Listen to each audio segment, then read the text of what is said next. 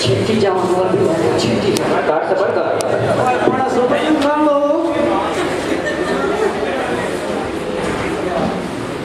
अभी यार मैंने फोन करा था हेलो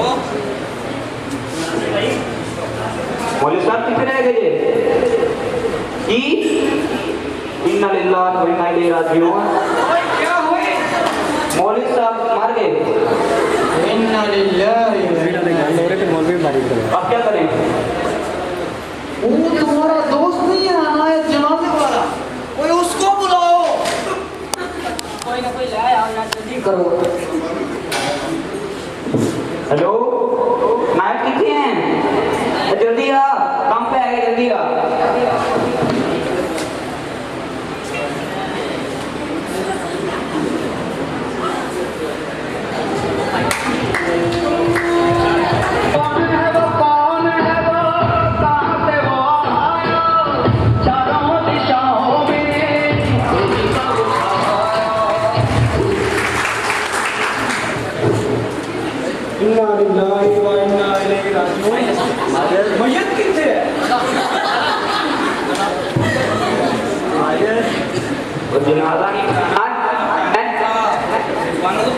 जनाजा नहीं पढ़ाना निकाह पढ़ाना है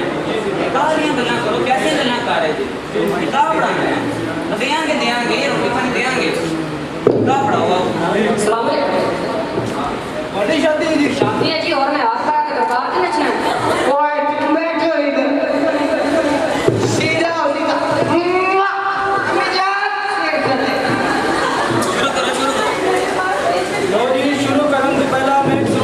करना चाहना घबराना नहीं गल नहीं बड़ी खड़ा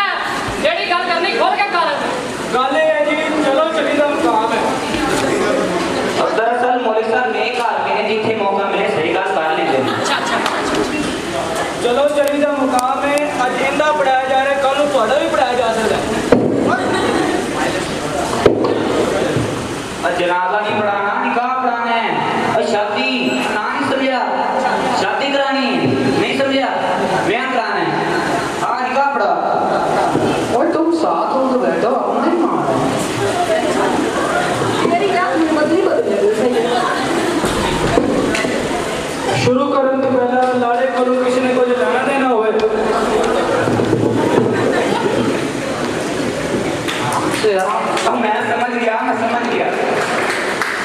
मैं समझ गया मेरे साथ मौलवी साहब के कहने मतलब ये है वो बड्डी खड़ोता है ना मौलवी साहब को लगा कोई लड़ाई झगड़ा है कोई लेन देन का मसला है और घबराना नहीं गल नहीं बड्डी सिर्फ ब्याह दे आया वाह अच्छा अच्छा अच्छा अच्छा तो मौलवी साहब घबरा गए ना किसी शेख आदमी का निकाह नहीं ना पढ़ाया मौलवी साहब कोई ऐसी गल नहीं शेख आदमी करोड़ा रुपया करोड़ा आप लोगों को लेना है कि समझेना कुछ नहीं तुसी ये तसल्ले ना निकाह पढ़ाओ कि मैं साड़ी अपनी बच्ची का नहीं मौलवी साहब जनाजा नहीं पढ़ाना निकाह पढ़ाना है थानू कितनी बारी दसना जनाजा नहीं पढ़ाना निकाह दी गल्ला करो ब्याह कराना है ब्याह आओ बैठो बैठो बैठो बिस्मिल्लाह अम्मी जान सेब चले दीन की शादी नहीं हो सकती क्यों नहीं हो सकती और लाड़े का गले अंगूठे का बनो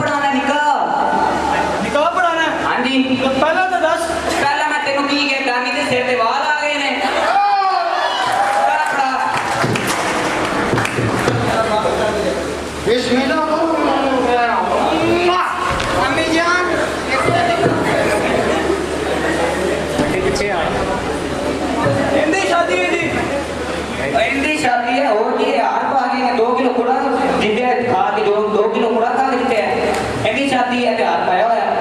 समझ नहीं लगती थानू निकाह पढ़ाओ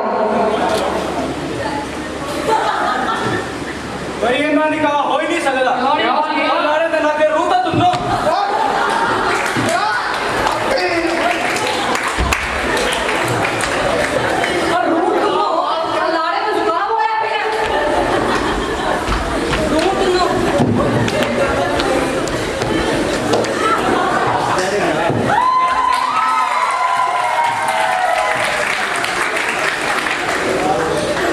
मौलवी साहब निकाह कराओ दे निकाह करा दे वो गाना नहीं सुनिया तू बसेरा वाले ओ देसा दा राजा मेरे बापू दा प्यारा गाना नहीं सुनिया निकाह करा निकाह नहीं कराना आंदा निकाह करा ओ मैं चल मम्मा अम्मी जान सेट कर ले बात सुन मैं जेड़ा बार-बार चुम्मण दे मरन वाले दा की लगदा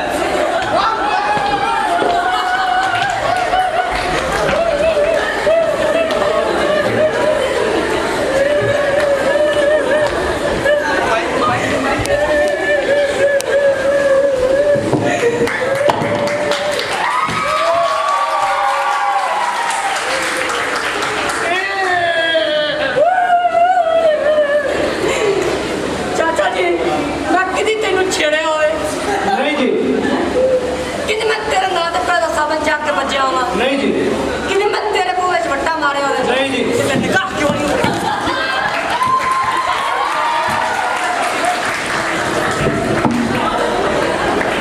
तानू सही कहन लगी होई तो मैं तो सुकून से क्यों नहीं मैं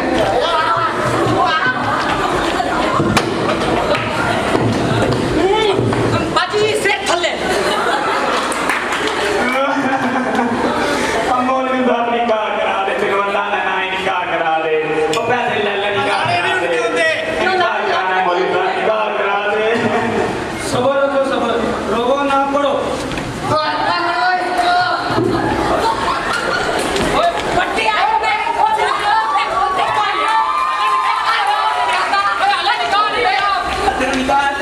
निकाह अरे बाहर मारी खड़ा मिनट निकाह उधर लड़ के इधर क्या कर रहे हैं शर्मा लिए अपना कोई और इंतजाम करने मैं तो कभी तेरे तक ना आ पड़ा मौलवी साहब निकाह करा लो साडा लाड़ा तो पे बोलता जी इतना भी मेरे को हाल है अब पल्ले पासे बर्फ मार के पक्का भी चला लो पक्का चला दो इधर लाड़े में शकान होया कि ये पक्का चलाओ ओए चलो इधर आ के बैठो और क्या है मौलवी साहब निकाह कराओ जल्दी ना निकाह कराओ मौलवी साहब का फॉर्म पढ़ो निकाह कराओ लो जी मेरी गल गौर सुन लो आप पकड़े क्या हुए आप पकड़ी नहीं कोई बात हो रही होनी है निकाह दी गल है निकाह दी मैं अक्सर निकाह दे वेख्या निकाह पढ़न दे देर होंदे सारे घरां नूं चलदे रहंदे ने मैं समझ गया मौलवी साहब के कहने का मतलब ये है निकाह पढ़ के रोटी रोटी खा के जाना चाहिए ओए जाना नहीं चाहिए सारे काम मुका के इकट्ठे होके 40 कदम दुआ मांग के जाना चाहिए मैं समझ गया तू समझ गया मैं समझ की कहते हैं कहंदा है मौलवी साहब कहंदे पे ने कि निकाह पढ़ा के दुआ मांग के जाना चाहिए छड़ के मौला रे चंगी बात देने तो उम्मीद मैंने कोई नहीं ते तू ना समझे तो मैं मरया ही हां मैं समझ गया तेरी समझ में दुनिया तो नहीं फिरती ओए कुछ नहीं होता बैठो अम्मी जान सेट कर ले कई दफा ले चंगी तरह सेव चलेगा पता नहीं केड़ा मेरे नौबत दिता होया सुपन वास्ते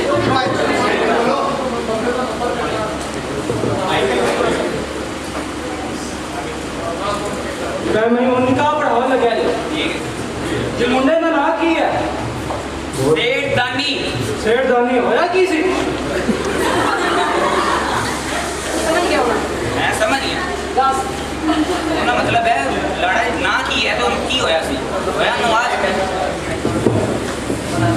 होया सी कि चाचा जी की दूजी शादी है ना वो चाची जी हयात ने बस आई बा हयात ने अच्छा जी सेठ दानी प्यो का नाम की है आशु आशु एक ही नाम है आशु ना नहीं होता है आशु तो कपड़े टंगी देने हैं आशु ना नहीं होता इधर बैठो बैठो मौलवी साहब आराम से बैठो अम्मी जान सेट कर अजीब आदमी है निकाह पागी फाड़ती इसको पकड़ो हाथ में पकड़ो आप फाड़ आते जो हद हो गई है कितनी हो गई फाड़ यहाँ पे एंगल हाँ इन खड़े हुए ये शैला रहता टूटा मैं कि एक लीटर तो 70 निकाह करने हैं निकाह पढ़ो मौलवी साहब शेर सुहेल प्यो दा नाम अशमत अली और लाड़ी खाओ ना जेड़ा सख्ती तो लिखवाना है मैं समझ गया मैं समझ गया मौलवी साहब ये कहते मैंने जो घर की बात तक की लिखी हुई होंगे तो ना जड़ लिखा वो लिखाओ अच्छा। वही है मौलवी साहब वही ना है शेर दानी वाल हशमत अली सेठ दानी वाल अशमत अली उम्र कितनी है तेरी थोड़ी दसी ने पता नहीं की कह देने ओए 5 साल लिखवा लो 5 साल 5 साल इन स्कूल दाखिला कराना है 25 साल लिखो मौलवी साहब 25 का नाम की है लैला बेगम लैला बेगम लैला बेगम लैला बेगम लैला बेगम वो हिंदी वाला लिख लो ओ किने और लैला लेके दे वर्ग दोरा कर दो लैला बेगम लाला बेगम मैं पहले दस दिन रोटी नान के वो नूसी जे मैं समझ गया मौलवी साहब का कहना मतलब है रोटी करके आके खाओ इतने कोई रोटी नहीं होती छुपाना चाह रहे रोटी कोई नहीं होती लाला बेगम उम्र कितनी है उम्र 22 साल बेगम ने उम्र पूछी कमर नहीं अब 22 साल लिखो जी 22 साल 22 साल मैं पहला दस दिन डोली स्लेब वाली होती है काट वाली नहीं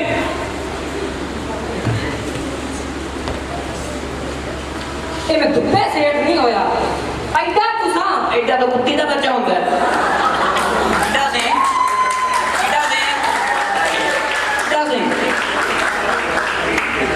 निक्का जो होता सा ते पे रे निकाह मत जांदा सा सही है बड़ी बड़ी निकाह मत कलम खोद में जांदा नहीं ये मसले पर डोली किदे ने सुनी असली का रोला ही का मौलवी साहब कट्टी ऑर्डर करो गोटी कट्टी जाने इधर आओ तुम्हारी शहादत करने में बैठने वाली अम्मी जान सेट कर तो सारा ओए मैं मौलवी ने सीधा करना क्यों नहीं दिखा होता है चल पढ़ो चल पट्टी पढ़ो चल और चंगा रही है हम भट्टी को इज्जत की अल्लाह जी मैं लगा कबूल करावन पर शंकर कबूल को अब भट्टी में क्या कोई टुटियां दे तो नहीं खड़ा